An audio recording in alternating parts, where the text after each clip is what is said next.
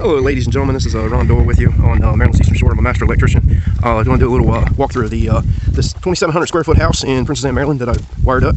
The inspector's already been here and give it its final blessing. The plumbers are done. The sprinkler guy has finished up. They're looking at getting certificate of occupancy this upcoming Wednesday. Beautiful home. Got 2 outside lights, and I'm going to kill this radio so I don't get demonetized, so bear with me just a second. I gotta kill this. Just coming through the front foyer. We've got switch there. It's on the 3-way. Control it in the foyer. This is the foyer. This is the other 3-way for the foyer light. Coming into the house on the right. This is like a home office area. It doesn't have a closet. It's not a bedroom. And then we're coming into the living room area. All this area in here. Now, lighting the perimeter of the house, or the perimeter of this room, we have 4 cans. 1, 2, 3, and 4. They're on a 3-way on this switch. There's a 4-way on that switch that controls these cans as you enter this room. And there's another switch on this side. I believe it's this one. No, that's the center ceiling fan. And there's the perimeter cans in this living room. And that is the 4-way on the kitchen lighting circuit. And I separated these on 2 walls. This is the living room. This is the kitchen. Kind of giving a barrier between the two so people don't get confused of what light they're turning on. These are 6 kitchen cans. We've got 3 island pendants coming through. Island pendants, and that's a dining room light, and that's the island pendants. Plastic bags are still on the fixtures because we've got the painters in here doing touch up. I'm trying to keep it presentable to the homeowner. The homeowner opted to do some stained shelves, get a little accent. This is getting wood stain on top and bottom. But we've got our outlets serving the kitchen counter. This outlet is within 2 foot of the edge of the counter. And these 2 outlets are within 4 foot of each other, adjacent to the range. And then on the right side, we have one that's within 2 foot of the edge of the range. And then we have one within 4 foot of that edge. And then we're in code, we're within 24 inches from the corner. Now, the microwave and the exhaust hood, which is there. Let's see if I get her. Oh, sounds pretty powerful. There's the exhaust hood, and the microwave circuit goes through the upper cabinet. I don't install the appliances. I'm just doing the electrical work. Got a pantry off the kitchen. A lot of shelving, a lot of storage. That's nice. The refrigerator has like a built-in nook, storage over top. And we've got an outlet within 2 foot of the corner. We got an outlet within 4 foot. Originally, this kitchen, there was supposed to be a wall here. The wall was, the owner and I discussed they were going to take this wall out, and they were going to run the kitchen counter in another cabinet over. Something happened. I talked to the contractor. The contractor ordered the cabinets already. Of course, cabinet right now, issues with COVID and ordering things are always behind. So this outlet fell in limbo. It was supposed to fall over top of a countertop. So we're kind of lacking an outlet here. This house did pass inspection. He let that go. But we have the foyer area is technically considered living space, so we do have an outlet on that wall. We have an outlet on this wall that just misses the swing of the door. We've got one on this wall. Of course, we have to be within 6 foot of the edge of the door, then 6 foot of the edge of the door on that side. Traveling around this wall, you can see, wow, it don't show on camera too good. There's another outlet. Now, that outlet and this outlet are within 12 foot of each other. This is the one of the areas, the hallway going to the bedrooms. This house has 4 bedrooms. This is a front and center bedroom. Now, the customer opted for a light in the closet. And each bedroom has a ceiling fan and light. They're switched separate. First outlet is within 6 foot of the door, and then from this outlet to that outlet is within 12.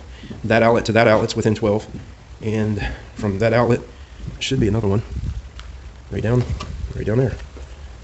And that outlet behind this box has to be 6 foot from the edge of that door casing to that outlet. We're good on that. Now this is technically usable wall space, and I had to put another outlet behind this door. Of course, this is your closet light.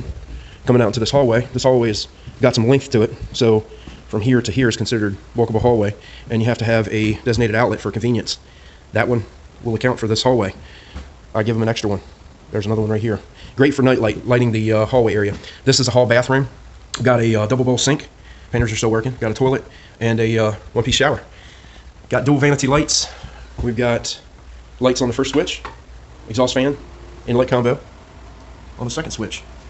Oh, who's that ugly mug? Got a pull down staircase having a pull down staircase, you need, and we don't have any heating equipment up there, but it is a walkable floor. You have to have a light serving that space because it's not a scuttle. This is the switch, and is now in the off position for the attic space. This is a light for the hallway. This is a rear left bedroom. Got a fan and light switched separately. We've got a closet light right there.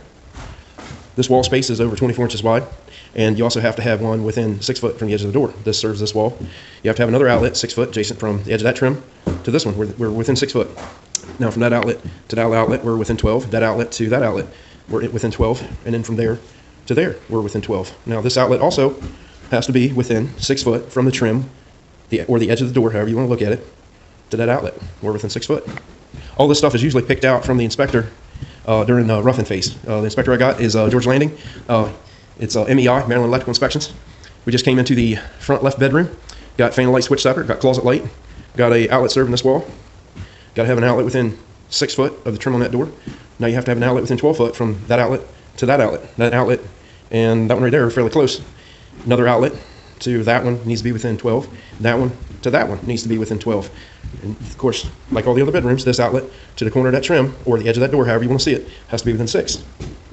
So walking out through the hallway, this is back in the living room area. We're facing the kitchen. Beautiful home. Got a gonna have a screened-in porch on this back of this house. That's the egress for the garage.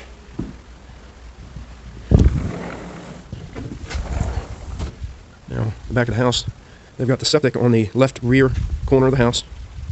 We have to have, now the heating and air equipment is underneath the house. I'm not taking you under there. There's 2 service lights, and there's a service outlet, and we have a doorbell transformer under the house. This outlet here is the 120 volt lift station. Got a float plugged into it. The alarm is on its own designated circuit, so there's a total of 2 circuits serving this sewer system. Now the lift pump is for liquids only, and what it does is it pumps it from that distribution to the other side of the house. The drain field, you can see the edge of it right there. The drain field's on that back corner. They're putting a future pole shed on this side of the house. And of course, you've seen the egress underneath the house is at that location by the frost-free spigot. We got an outlet on the back porch. We've got dual fans on remote controls. Both of them are synced together. I'm gonna come back in here. This is the living room area that we came back into. And we've got all our switches that basically outside fans. These are the 4-way perimeter for the living room. This is the kitchen cans. Of course, like I said, these are on a 4-way. And this is the light. Sorry, I messed up. This is the light in the light fan in the living room, and this is the porch lights.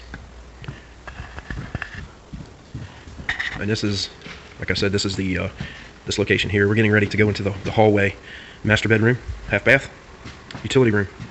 This direction takes you to the garage. So let's head up to the garage first. This is the garage area. Painter's going away at it. Double car garage. Got dual outlets in the ceiling, one for each opener. Got an egress door on that side. We've got a 4-way circuit in this garage. One switch is outside light. There's a light on the outside that wall. The other switch is a 4-way. That's a garage outlet. There's a garage outlet. There's a garage outlet right over there behind the shelving. And we are using a 4080 square D home lawn panel. Stairs. This is the stairs that goes into the house. This is a 3-way switch. Controls the stairwell light. This is the bonus room. Not a bedroom. This is a bonus room. It goes over top the garage area. Got a Panasonic mini split unit. Got 2 ceiling lights. That's a sprinkler right there. That's another light. Now the switch controls are right here. That is the switch control for these 2 lights up here. And the other switch is a 4-way, or I'm sorry, 3-way, that is also controlled from down the stairwell. So you can egress in the room and out of the room. So coming up this room, going from the edge of this staircase around this wall, you need an outlet within 6 foot. There to that outlet is within 12. There to there is within 12. And then from there to there is within 12. And then there to there is within 12. And then there to this outlet here is within 12. And that is a coax TV connection point. They can run a TV up in this corner. I think they're going to use this for a game room. This outlet to that outlet is within 12. And then to that outlet is within 12. And then from here to there is within 6 foot. And this is a long, skinny room. It's approximately 12 foot wide and 8, 16, 24, 28 foot long. Pretty good sized room.